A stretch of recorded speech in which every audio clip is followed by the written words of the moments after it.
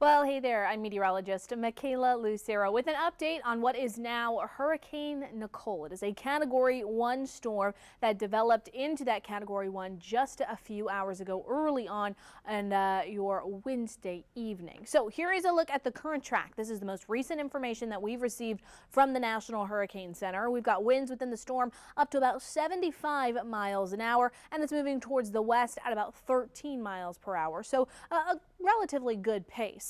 Here is what it would look like when we get a little closer of a look at the first coast. We are expecting to see impacts from the storm system. Well, we're already starting to see some, but some more of those major impacts coming through as we get into the day on Thursday. A look at our tropical alerts. Now, the good news is that hurricane warning was dropped, so now we are under that tropical storm warning for all the counties that you see there in orange, and a tropical storm watch for the counties that you see there in yellow. We also have this storm surge warning for all those beaches you see in that pink color there. All right, a current look at radar. We are watching Nicole continuing to develop. We're watching heavy rainfall, and we're starting to get a bit of lightning with a few pockets of this rainfall. So that tells us that we are seeing some strengthening, some intensification from portions of this system. There's the eye wall that we were hoping to see develop, and there it is. We talked about the eye wall as kind of like the walls of a chimney. When we don't have that eye wall, we don't have the right things we need to see the storm grow up and grow tall and bubble out. Once we get that eye wall put together, we have all four walls of the chimney. We're able to see that storm grow vertically. So here's what we're working with at the moment. When we put a little bit more of a track on the storm system, a few areas that we'll start to see some impacts across the first coast. Flagler County at about 2 a.m. That's when you'll start to get some of the heaviest rainfall from the storm system, into Ponte Vedra closer to about 5 a.m. So early on Thursday morning for portions of the first coast. A zoomed in look at our area. A few of those outer bands are starting to spill into our area. We are seeing some pockets of moderate rainfall and very gusty winds. This is not a time to be out on the roadways. Right now we are dealing with blowing rain, so it's going to be very difficult to see, and you will definitely be using those windshield wipers. Not only will you be dealing with the rain and the wet roadways, but also very gusty winds. Those are also out there as well, so you'll be sawing on the steering wheel. Again, if you don't have to be out on the roadways tonight, or really even into tomorrow, that's going to be your best plan of action there. Winds are only going to continue to pick up heading into tomorrow, and rain will only get heavier heading into tomorrow as well. Speaking of those winds, here's what they look like. This is a look at our sustained winds. So winds that stay this speed for about 2 minutes.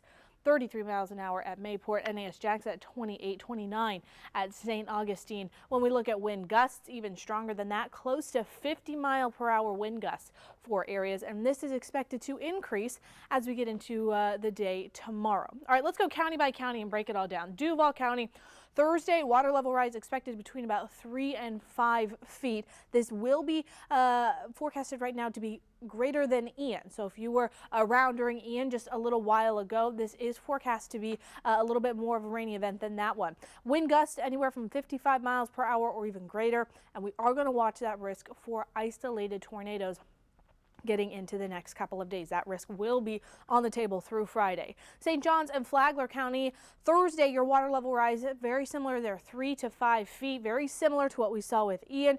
Wind gusts, we're going to see gustier winds for our southern counties because you are closer to the eye of the storm. You're going to get some of those gustier winds. So winds for your area could be anywhere between about 65 miles per hour to even greater than that. So it is going to be very breezy, especially for Flagler County. So if you can right now, make sure you're taking the proper precautions. If you've got things outside, maybe you still have some Halloween decorations left up, pull them down, bring them inside, because the winds are only going to get breezier as we move into the next couple of days. Clay and Putnam, water levels near Ian, rain, we could see accumulations between about 5 to 8 inches there. And then late Thursday, we're going to be keeping a close eye on the Black Creek. All right, Glen, Camden, and Nassau, Thursday and Friday, that water level rise between about 3 and 5 feet, and this is expected to be higher than Ian with that isolated tornado threat there as well.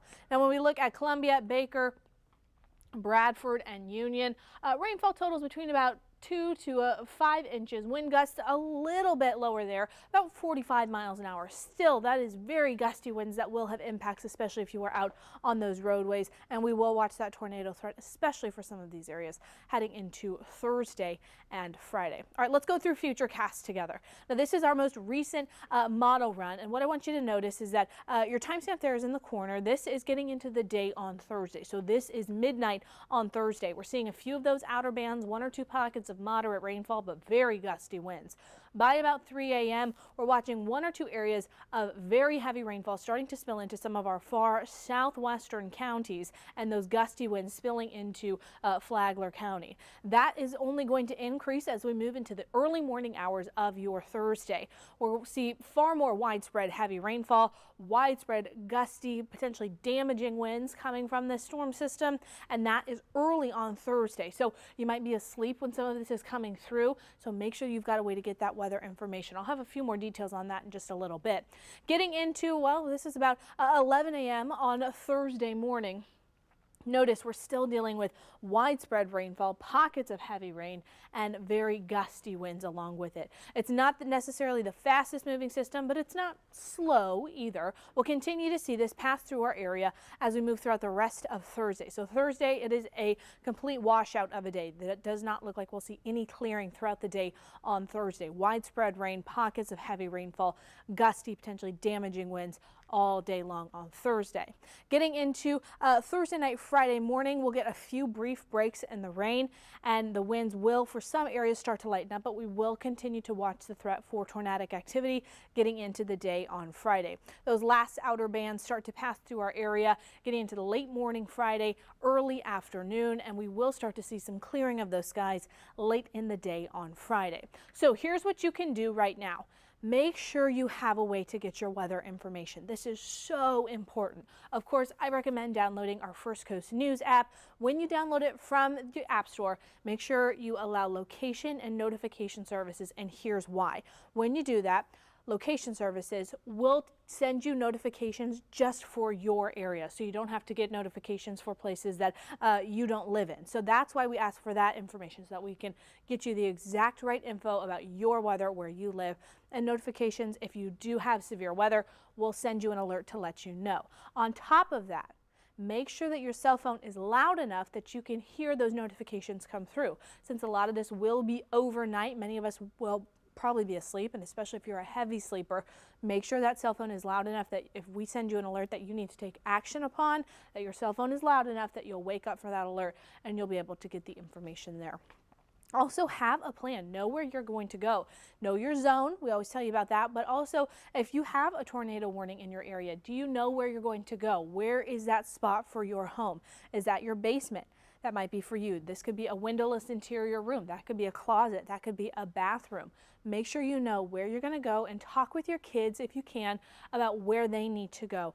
Make sure that they know the plan. They know where to go in the house. They know what to do. Make sure you've got things like bike helmets and pillows to keep yourself safe if you need to grab those.